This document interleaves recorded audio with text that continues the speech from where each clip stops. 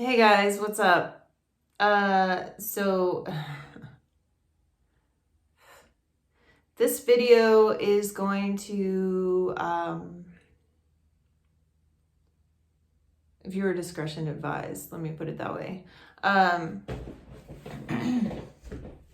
It's hard to talk about. But I don't know if you read the description on one of my other videos. I said I didn't, start this channel for people who are going to make fun of me or laugh at me or whatever. I started it for the people that might be experiencing something similar, are embarrassed or hurt, or, feel like it's their fault. Or, people that have loved ones going through this. So this part of the story is pretty gnarly. So I had kicked out the cop car window, right? And they took me to the hospital. I'm at the hospital. It's Twin Cities is what it's called. It's up in Templeton, if you guys know where that is. I've been really careful about details thus far because I don't want someone like tracking me down and try to kill me, because I'm sure at some point I'm going to say something that severely offends someone. But anyway,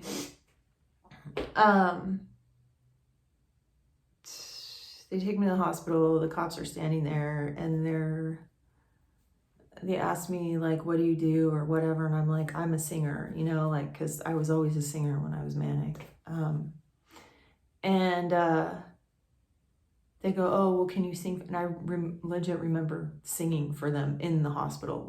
And cops do this, and I don't know why they encourage people. They just kind of laugh at them and just encourage them. And I don't understand why some cops do that. And I know some of them are doing it to be engaging, I guess. I don't know. I'm sure they don't all have ill intent, but I don't understand it. Anyway, so they finally take me to jail, right? And they take me to jail and they frisk me. And the lady who frisked me, when she was frisking me in the crotch, she touched me. And I know she did because I felt it. And she might not have done it intentionally. I did not have underwear on, but she definitely did it. And I complained about it, and I had an interview with the warden or something about it. But I remember when I started talking to him, my mind got really confused, and I started talking on something completely unrelated. I started talking about how my mom had tried to convince me for years that my dad molested me when he didn't. And that's what I'm telling this cop when he's interviewing me about whether this lady cop touched me inappropriately. And so it really doesn't make any sense at all, because she did do something, and why I would compare it to it not actually happening just doesn't make any sense. So he closed the case, and he closed the case, and then so they put me, that was at the very end. He interviewed me before I left jail, but after I was frisked and everything, because they had to look at the tape and everything, and they couldn't see from the tape whether this lady had actually done that, but she did. And I know it sounds really weird to people to be like, and my husband struggles with this. He's like, how do you remember that? If you were manic, and then he questions me, oh, I think you remember more than you let on, and then sometimes he'll say stuff like, it really sucks how you use your mental illness to get what you want. And I know he doesn't mean it, but he says it. And it's not true. It's in reference to things like, I'll be like, you have to turn that off. It's making me want to scream. In terms of the TV being too loud or something. But yeah, he doesn't mean any harm by it. But they, these are things that, people don't really understand. And I don't understand them either. But I don't understand why I have memories where I can remember what I was doing or what I was thinking, and I can remember that and I can think about that. But They put me in the jail. I remember they interviewed me and they told me, oh, well, are you on any medications? Is there something that you need? And I said that I needed tequila and cigarettes and that was going to help me. So they put me in a cell with this lady. And I don't think she was in her right mind either, because I woke up in the middle of the night and I saw her like holding her legs, like shaking back and forth on the floor. And I'm like, what are you doing? And she's like, I don't even remember what she said. It didn't make any sense. And I remember she said, will you help me? Will you help me? I have all my books here.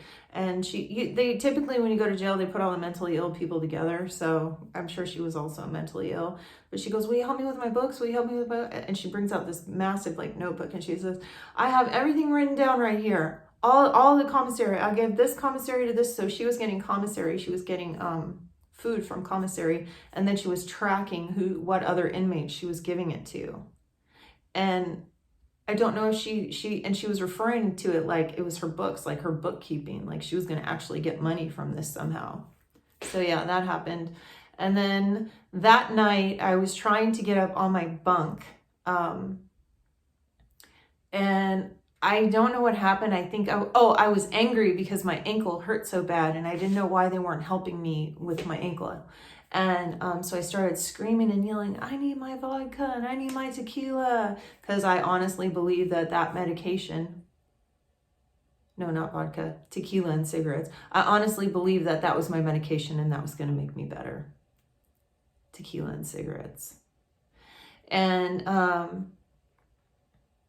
so like 5 cops come out, open my cell, and basically hog tie me and carry me to an empty room where there isn't even a toilet, just a grate in the ground, and take all my clothes and give me a suicide vest, which is one of those, it's like Velcro. It's like a Velcro. It looks like when you get x-rays, it looks like, they give you that big thing, but it's like a Velcro. You'll see one. If you haven't seen one, watch Love After Lockup. Tracy has one on one of the episodes.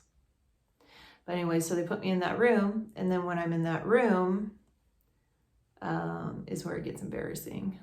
I did some pretty crazy shit, I remember. I sang a lot in that room at the top of my lungs. There was another room that they put me in a holding room prior to any of this.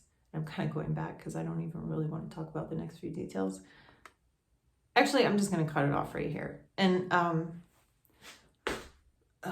finish the story tomorrow, maybe. Hopefully. Anyways, have a great day. Thank you for listening. And if you haven't had a chance, please check out my Sasha Sloan cover. I had a lot of fun doing it. I know it's not perfect. I made mistakes in the video and everything, but it's like such a kick-ass song. Anyway, thank you for watching. Please subscribe if you're not already. If you are, you're awesome. Thank you. Bye.